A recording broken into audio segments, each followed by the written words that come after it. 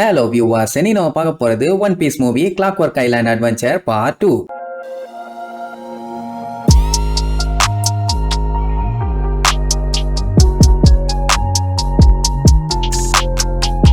Open பண்ணா போன பார்ட்ல நம்மளுக்கு கிளாக்வொர்க் ஐலாண்டுக்கு அடிச்சு புடிச்சு வந்தாங்கல்ல, ஒரு வழியா எந்த ஒரு பிரச்சனையும் இல்லாம வந்து சேர்ந்துட்டானுங்க. கீழ இருந்து பார்க்கும்போது வேற லெவல்ல இருக்குது இந்த ஸ்பைரலோட எண்டு, அதாவது டாப்ல தான் அந்த கேசலும் இருக்குது. இந்த அளவுக்கு மாசா எப்படி ரெடி பண்ணாங்கன்னு தெரியல. ஆனா எனிமியோட இன்வேஷனை தடுக்க தான் இந்த மாதிரி ஒரு வேலையை பண்ணிருக்காங்க. அட சுத்தி சுத்தி மேல போகுது இல்ல, அந்த இடத்துல படிக்கட்டு இருக்குது. அதுல எனிமி சாலெல்லாம் ஏறி மேல போக முடியாது. ஏகப்பட்ட டிராப் ஆப்னு வச்சு செதுக்கி வச்சிருப்பாங்க. ஏன்னா அப்பதான் மேல இருக்க டவுனுக்கு எந்த ஒரு ஆபத்தும் வராதுன்னு. அது இல்லாம மேல போகணும்னா இந்த ஸ்பைரலோட சென்டர்ல எலிவேட்டர் இருக்குது. இன்கேஸ் ஏதாச்சும் சம்பவம் பண்ணணும், கலவரம் பண்ணணும்னா அவனுக்கு டோரை ஓபன் பண்ணிட்டு வருவானுங்க. அந்த டைமுங்கும் போது உள்ள பூந்தலான்னு சொல்லிட்டு இருப்பான். ஆனா ஆள் யாரையும் காணும். என்னடான்னா மேல அவனுக்கு ஏறி போயிட்டு இருப்பானுங்க. அட இருங்கடா, அது ஆபத்து, சொன்னா கேளுங்கன்னு சொன்னா கேட்கவே மாட்டானுங்க. வெட்டா பேசிட்டே இருப்பான் போல நன்னாரி பையன். வாங்க நம்ம பாட்டுக்கு போவோன்னு அவனுக்கு பாட்டுக்கு மேல ஏறுவானுங்க. அந்த டைம்னு பார்த்து படிக்கட்டு எல்லாமே அப்படியே பிளாட் ஆயிரும். வழுக்க ஆரம்பிச்சிரும்ல, ஆனாலுமே கஷ்டப்பட்டு மேல ஏறுவானுங்க. பார்த்தா சடனா மேல இருந்து தண்ணி வர ஆரம்பிச்சிடும். அதுல அடிச்சு பிச்சுக்கிட்டு போனா திடீர்னு பின்னாடி படப்படன்னு ஸ்பைக்ஸோட ஏகப்பட்ட கல் வரும்.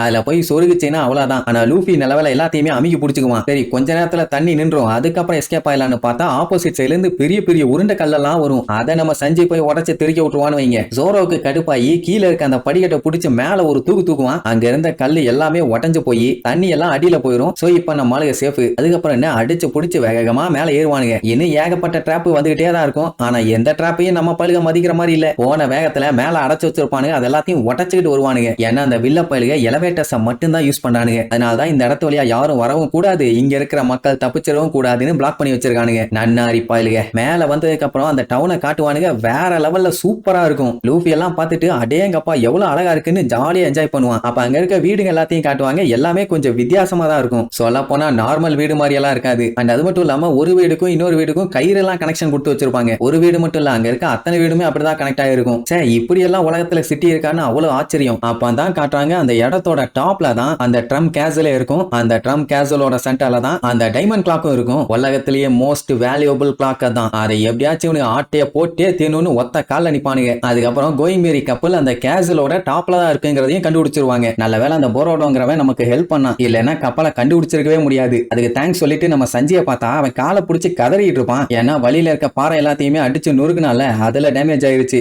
அட எப்பவுமே சண்டைனா ஷூ போட்டிருப்பான், இப்ப செருப்பு போட்டிருக்கான், அதான் கால் டேமேஜ். சரி ரைட்டு வேலையை ஸ்டார்ட் பண்ணிடலாம். உடனே போரோடோ வாங்க அந்த கேசல் அட்டாக் பண்ணி டைமண்ட் கிளாக் ஆட்டே போடலாம்பா. ஆனா லூஃபி அதெல்லாம் இல்ல, ஃபர்ஸ்ட் சாப்பிடுறோம், ட்ரெஸ் மாத்திரம், அதுக்கப்புறம் தான் போறோம்பா. அவனுக்கு என்ன ஷாக்கு, அவங்களோட ஃப்ரெண்டை கிட்னாப் பண்ணிருக்காங்க, கப்பலை ஆட்டைய போட்டிருக்காங்க, வந்த வெளியில அட்டாக் பண்ண மாட்டீங்களான்னு கேட்டா அதெல்லாம் ஒன்னும் ஆகாது, அவெல்லாம் நல்லா தான் இருப்பான்னு அவனுக்கு பிடிச்ச மாதிரி வகை வகையா ட்ரெஸ் போட்டுக்கிட்டு அவனுக்கு பாட்டு கிளம்பிடுவானுங்க. கடைசியில யாரு பில்லு கட்டுவான்னு பார்த்தா அந்த புரோடோங்கிறவன். அதுக்கப்புறம் சாப்பாடெல்லாம் இஷ்டத்துக்கு போய் எடுத்து தின்னுட்டு இருப்பானுங்க. அது ஆக்சுவலா ஏதோ ஒரு ரெஸ்டாரண்ட் போல. உள்ள பார்த்தா அந்த பியர் கிங் வில்லப்பாய் கிட்ட கெஞ்சிட்டு இருந்தாங்களே ரெண்டு சயின்டிஸ்டுங்க. அவங்க நம்ம மலையில பார்த்து நீங்க எல்லாம் ஸ்ட்ரேஞ்சர்ஸா, தெரியாம இங்க வந்துட்டீங்க, ஜாலியா இருந்ததெல்லாம் பல காலங்களுக்கு முன்னாடி, ஆனா இப்போ டோட்டலாவே மாறி போச்சு. இதுக்கு முன்னாடி எல்லாம் இந்த ஐலாண்ட் ஆஃப் ட்ரீம்னு சொல்லுவாங்க. அண்ட் அது மட்டும் இல்லாம இந்த ஐலாண்டுக்கு ஐகானிக்கா இருக்கணும்னு சொல்லிதான் அந்த டைமண்ட் கிளாக்கையும் வச்சானுங்க. அதை பார்த்துட்டு மக்கள்லாம் இவங்களை பயங்கரமா அப்ரிஷியேட் பண்ணாங்க. அப்படின்னா அந்த டைமண்ட் கிளாக்கை உருவாக்குனவங்க இவங்க தான். பட் இதெல்லாம் வேஸ்டா போச்சு. அந்த ட்ரம் சிப்லிங்ஸ் இந்த ஐலாண்டை ஆக்குபை பண்ணி மொத்த ஐலாண்டையும் நரகமா மாத்திட்டானுங்க. இப்போதைக்கு இந்த ஊர்ல இருக்க மக்கள், சயின்டிஸ்டுங்க, ரிசர்ச்சர்ஸுங்க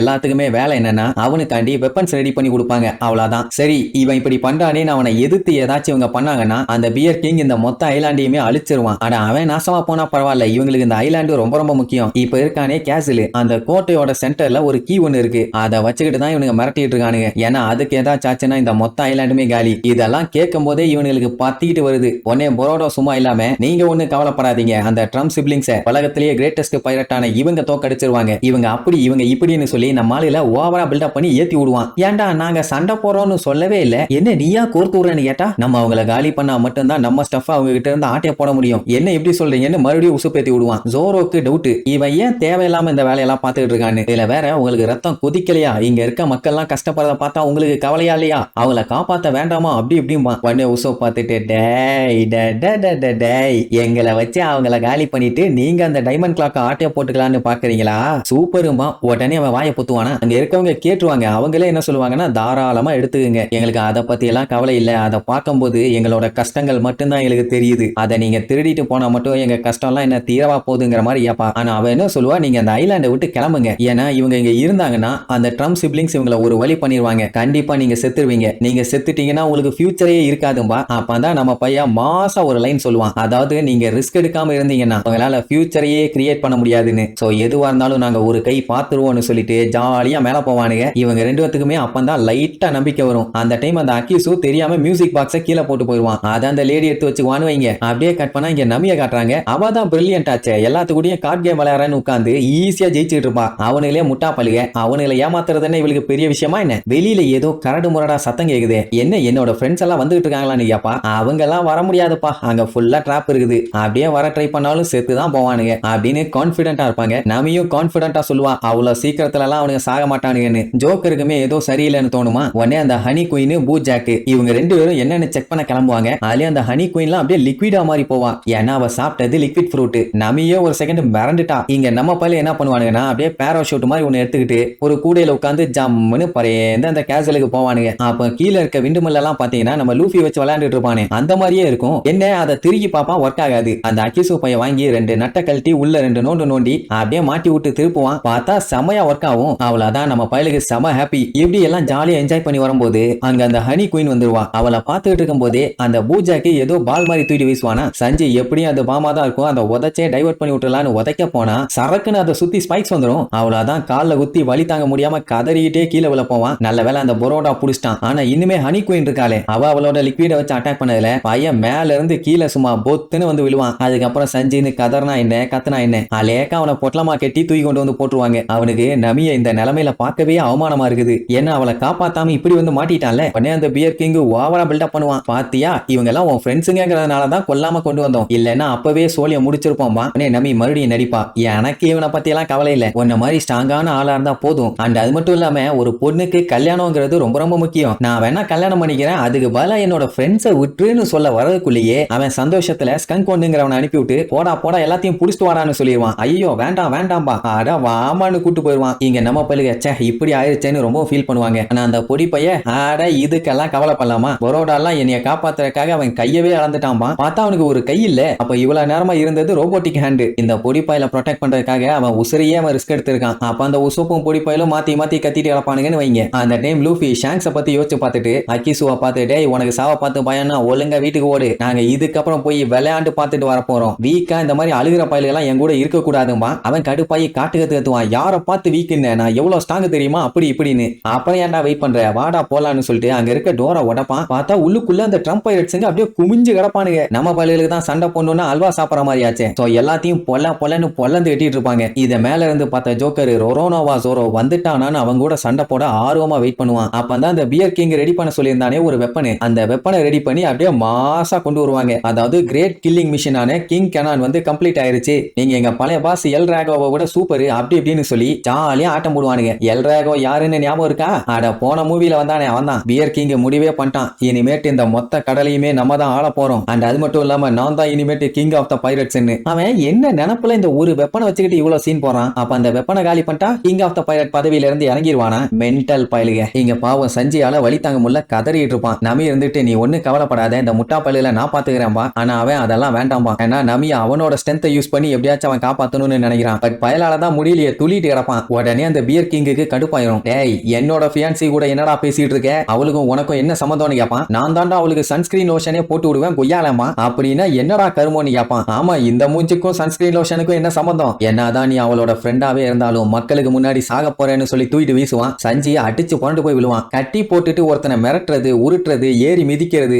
எல்லா வேலையும் பண்ணுவானுங்க சல்லி பயலுக. அதுலயும் ஒன்னால எல்லாம் அவளை காப்பாற்ற முடியாது, எதுக்கு தேவையில்லாம இந்த வேலை பண்றேன் அப்படி இப்படின்னு ஓவரா பேசுவானா. தம்பி, நீ பேசின வார்த்தை எல்லாத்தையுமே உன்னையே நான் முழுங்க வைக்கிறேன், அதுக்கு ரொம்ப நேரம் இல்ல, கொஞ்சம் வெயிட் பண்ணுமா. அதே நேரம் இங்க பார்த்தா நம்ம பயிலுக்கு அந்த பைரட்ஸ் எல்லாத்தையுமே அட்டின்னு அடிச்சு பூந்து விளையாண்டுட்டு இருப்பானுங்க. அப்பதான் ஸ்கங்க் ஒன் என்ட்ரி கொடுப்பான். அவன் வந்தவனே எல்லாம் விலகி ஓடுவானுங்க, ஏதோ பயங்கரமா சண்டை போடுற மாதிரி. அப்ப அவன் மேல பாத்தீங்களா அவங்களோட ஃப்ரெண்ட் அங்கதான் வெயிட் பண்ணிட்டு இருக்கான்னு காட்டுவான். பார்த்தா அந்த கோட்டையோட ஓரத்துல கெட்டி தொங்க விட்டுருப்பானுங்க. அவன் நம்மாலையில பார்த்து, நல்ல வேலை எங்க பியர் கிங் நல்ல மூல இருக்காரு, அதனாலதான் அவங்க எல்லாத்தையுமே கேப்சர் பண்ணிட்டு போறோம், இல்லன்னா இங்கே சம்பவம் பண்ணி புதைச்சிருவோம் அப்படின்ட்டு சட்டுன்னு ஒரு கேஸ் ஒன்னு அடிச்சு விடுவான். எல்லா இடமும் காட்டு தீ மாதிரி பரவும். என்னடானா அந்த கேஸ மோந்து பார்த்தா பாடி வந்து பேரலைஸ் ஆயிரும். சோ அதுல லூஃபியும் ஜோரோவும் மாட்டிட்டாங்க. உசோப் அக்கினுவை கூப்பிட்டு இதுக்கு முன்னாடி என்னோட டேலண்ட காமிக்க கரெக்டான சான்ஸ் கிடைக்கல, ஆனா இப்ப கிடைச்சிருக்குது, நான் மாசுன்னு காட்டுறேன்னு சொல்லி தூரத்துல இருந்து உண்டிகோலை வச்சு அட்டாக் பண்ணுவான்னு பார்த்தா ஓடி போய் அந்த அக்கினுவை பிடிச்சு தொங்கிட்டு இருப்பான். அவன் உராமா வேலைக்கு ஆகல. உடனே அவனோட கேஸை யூஸ் பண்ணி சல்லுன்னு மேல பறப்பானா. உசோப் என்ன பண்ணுவா, வாயை வச்சு அந்த கேஸ் அடைக்கிறேன்னு மொத்த கேஸையுமே டைரக்டா அவனோட பாடிக்குள்ள ஏத்திக்குவான். புரோடாவும் அக்கிசுவும் பார்த்து பதறுவாங்க, ஐயோ இப்படி ஆயிருச்சேன்னு. கடைசியில பார்த்தா இப்ப அவனையுமே மட்ட பண்ணியாச்சு.